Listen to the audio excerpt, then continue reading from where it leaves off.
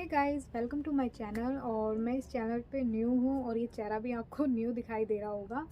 तो सोचा कि यार मैं अपनी लाइफ की कुछ जर्नी में आपको कुछ शेयर करूँ, क्योंकि क्योंकि मैं आपको जो गलती मैंने की है ना, वो गलती आप ना दोहराइए। तो इसलिए मैं एक छोटा सा मैं शूट किया है मैंने अपनी प्रेगनेंसी के बारे में। तो उसमें मैं आपको शेयर करूँगी कि मेरी प्रेगनेंसी की जर्नी कैसी रही है। आई होप मेरी वीडियो आपको अच्छी लगे। तो साल का एक्सपीरियंस बताऊँगी, क्योंकि क्योंकि मैं बहुत टाइम बाद मुझे कंसीव हुआ है, 4 साल बाद, और वो भी बहुत मैंने भगवान ने सुन ली है। और अभी मेरे 8 मंथ स्टार्ट हो चुका है। तो 20 तारीख से मेरा 8 मंथ स्टार्ट हो गया था। तो अभी मेरी चल रही है मेरी गाड़ी। तो आई होप मेरी डिलीवरी के सिर्फ 2 महीने हैं, क्योंकि डॉक्टर ने मुझे डेट दे रखी है। तो जुलाई में, लास्ट जुलाई तक मेरी डिलीवरी डेट है। तो आई होप दुआ करना कि मेरी नॉर्मल डिलीवरी हो।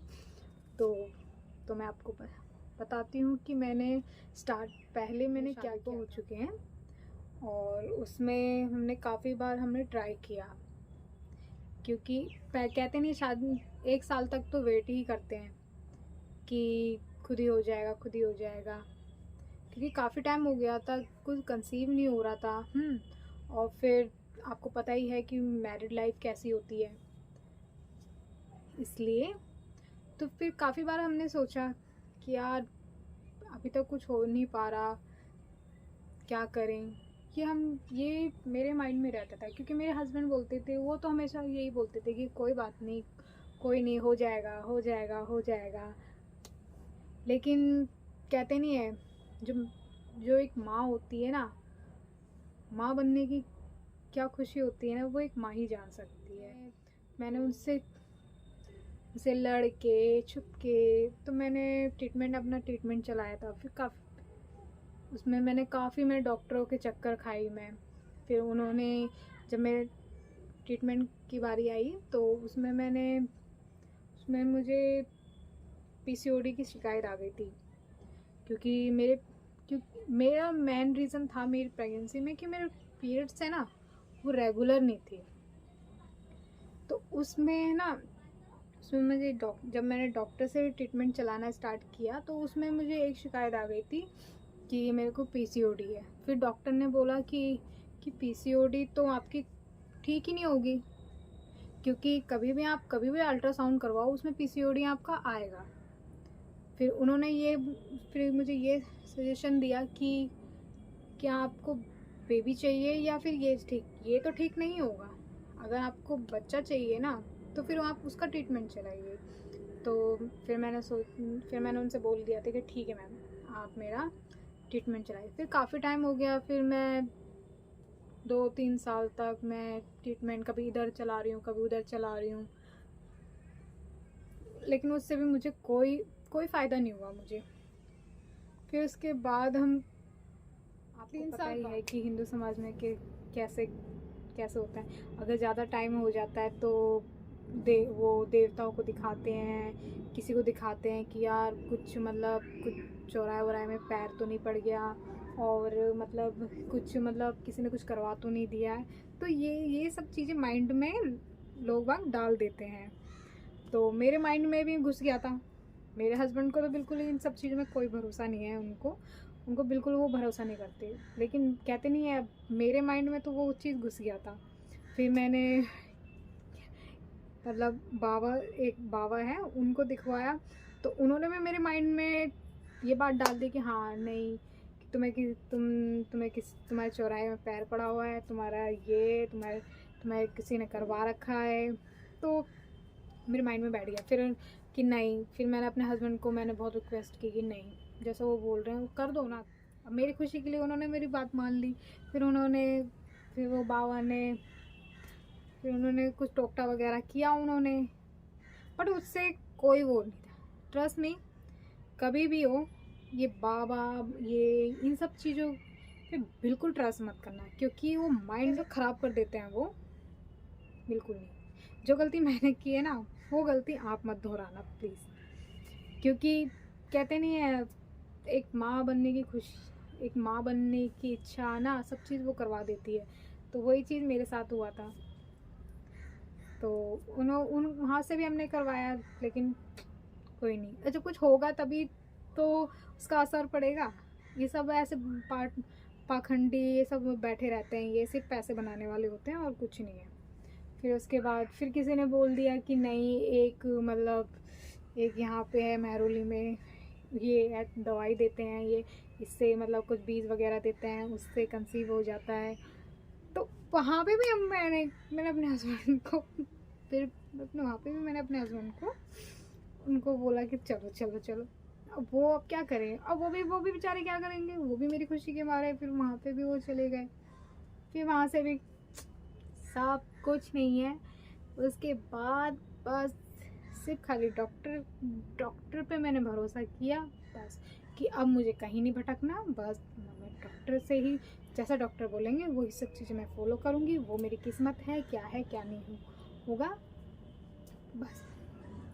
लेकिन सीरियसली आप बिल्कुल जो गलती मैंने की है ना, वो गलती आप मत करना। डॉक्टर तो मैंने काफ़ी चेंज किए थे, क्योंकि कहीं से भी मुझे ना, कहते नहीं है, कहीं से भी मुझे ना सपोर्ट नहीं मिल रहा था। क्योंकि जो बोलते थे, कहीं भी जाती थी वो यही कहते थे कि आपको वेट करना पड़ेगा, आपको वेट करना पड़ेगा। और ना मुझे उनकी दवाई से आराम मिलता था, क्योंकि मैंने काफ़ी डॉक्टर चार पांच डॉक्टर मैंने चेंज किए। फिर फाइनली मैंने स्थायी रूप से फिर मैंने एक ही डॉक्टर मैंने चूज़ किया था, मैंने जमशेदपुर में। तो मैंने सोच लिया था, मैंने यार जो होगा देख लेंगे, अब ज़्यादा नहीं भटकना है। फिर मैंने अपने हस्बैंड को बताया था, तो फिर हमने जमशेदपुर से हमने ट्रीटमेंट चलाया वहाँ पे। फिर वहाँ पे धीरे जैसे जैसे डॉक्टर बोलते थे वो सब चीज़ें मैंने फ़ॉलो की थी। उन्होंने बोला कि आपको टेस्ट करवाने हैं, सारे टेस्ट करवाए थे मैंने, ठीक है। उन्होंने अल्ट्रासाउंड करवाया था, जिसमें भी उसमें भी यही आ गया था कि पीसीओडी की शिकायत आ गई थी। उन्होंने बोला कि ये तो आपके हर रिपोर्ट में आएंगे ही, तो आपको पीरियड्स की दवाई दी जाएगी, तो वो आपको कंटिन्यू आपको वो लेना है।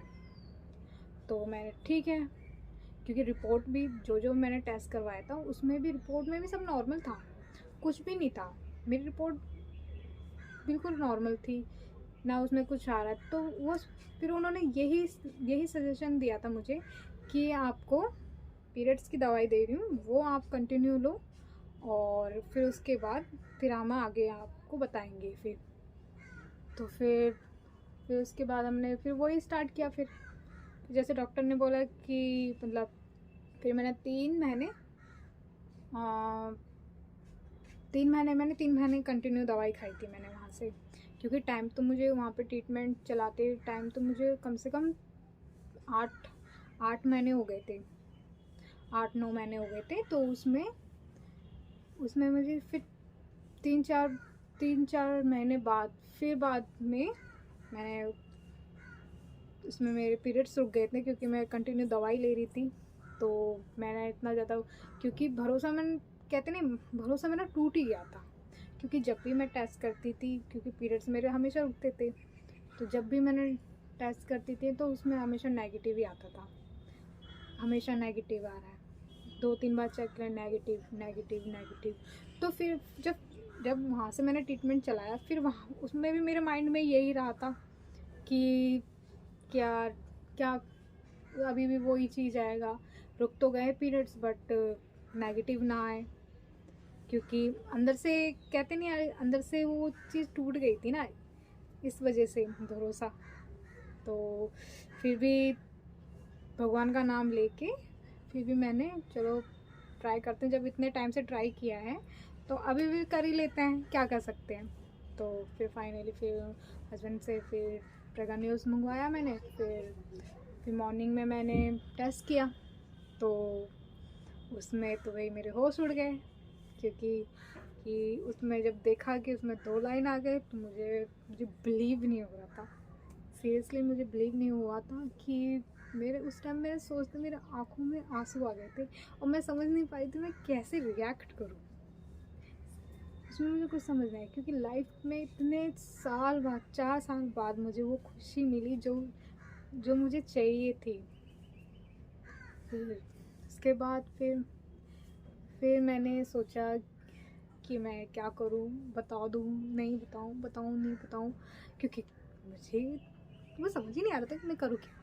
फिर मैंने अपने सास जी से बोला था, मैंने उनको बताया, क्योंकि इस पर सोच रही थी कि यार नहीं अभी नहीं बताती हूँ, लेकिन क्या करूँ, वो खुशी है ना, खुशी जो होती है बस वो मुंह से निकाल दिया। फिर मैंने अपने सास जी को बताया था मैंने, तो उन्हें भी बहुत खुशी हुई। फिर फिर मैं सोच रही थी अपने हस्बैंड को थोड़ा सरप्राइज़ दूंगी, पर वो भी नहीं हो पाया मुझसे। क्यों? क्योंकि ये ना एक्साइटेड थी ना, वो एक्साइटेड जो होती है वो उसमें मैंने बोल डाला। फिर उनका भी बहुत अच्छा रिएक्ट रहा, उन्हें भी खुशी से फूले नहीं समा रहे थे वो भी। फिर उन्होंने हक किया मुझे।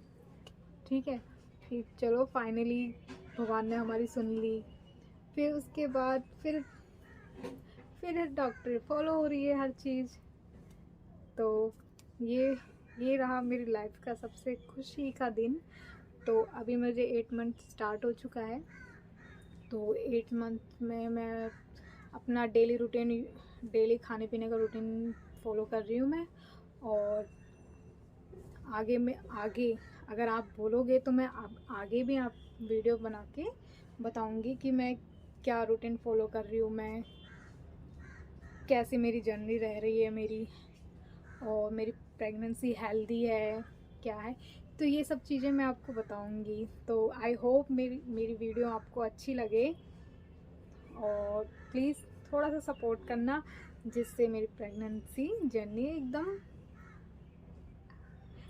अच्छे से कटे।